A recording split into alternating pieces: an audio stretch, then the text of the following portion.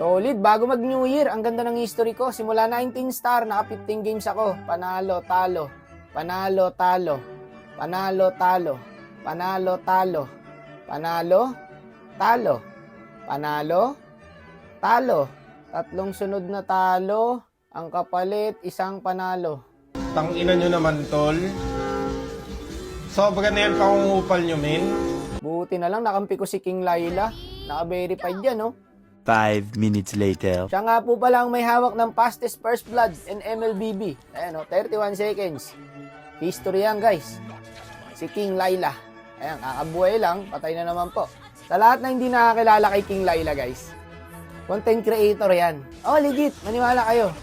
Content creator po yan. Kahit i-check nyo pa sa TikTok, mamaya, papakita ko sa inyo na content creator yan.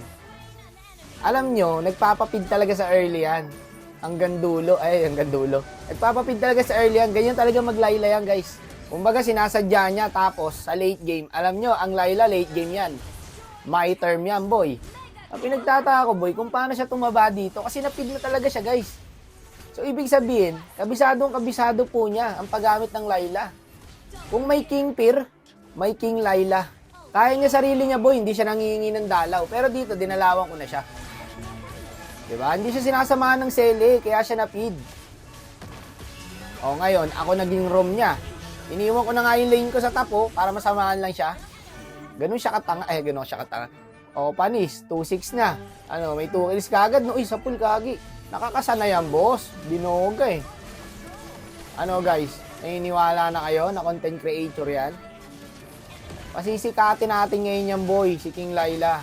May page siya, guys, mamaya. Papakita ko sa inyo. Suportahan natin yan. Yung mga ganyang klaseng player, sinusuportahan yan, boy. Pinapasikat yan. Sayang yung galaw, eh. Alam nyo naman, yan ang mission natin. Ang makilala ang ibang player. Hindi to nagkataon, King Laila. Talagang tinadhana ka para sa akin, boss. Kaya hindi ko sasayangin tong content na to. Gusto ko pagkatapos nito, sikat ka na. No? Ganun ako magpakilala ng player, eh. Gusto ko talagang sumisikat, boss, eh. Ang sakit na nung Layla, boy, oh. Panis kayo ngayon. Pang! Kita nyo yun? Iba ka, King Layla. Ngayon lang ako natuwa sa mga Layla user, guys. Legit. Ito ang mga standard talaga. Pag sinabing palupitan mag-Layla, sayo ko, King Layla. Ang sakit na yun, oh. Wala na makalapit sa kanya, oh. Tsaka hindi siya gumagamit ng skin, eh, no? Humble lang. Yan ang maganda sa mga balagbag mag-Layla, boy. Hindi gumagamit ng skin. Tsaka si King Laila, boy, parang ano yan eh, Philippine Looper. Kasi tignan nyo nasa top siya. Nasa top siya, boy, yung Laila. Tignan nyo sa minimap. Tapos dito, namatay yung Freya namin. So ngayon, pinalag ko na para ma-buy time. Kasi pare, endable eh. Ang ginawa ni King Laila, umuwi. Ay, nakita nyo, umuwi siya Tapos na sana kung di siya umuwi. Kaso umuwi siya, nandito yung tatlo. Tapos ang ginawa niya, naglakad siya. Philippine Looper nga yan, boy. O yan, nilakad niya, paikot-ikot siya, May pagbakbakan na, boy. Yung mga kasama niya rito. Siya, naglalakad pa rin. Ayun, nilakad niya. Ang gambot. Papuntang top. Iba ka, King Laila. Ngayon, pagdating niya, hindi na siya kailangan.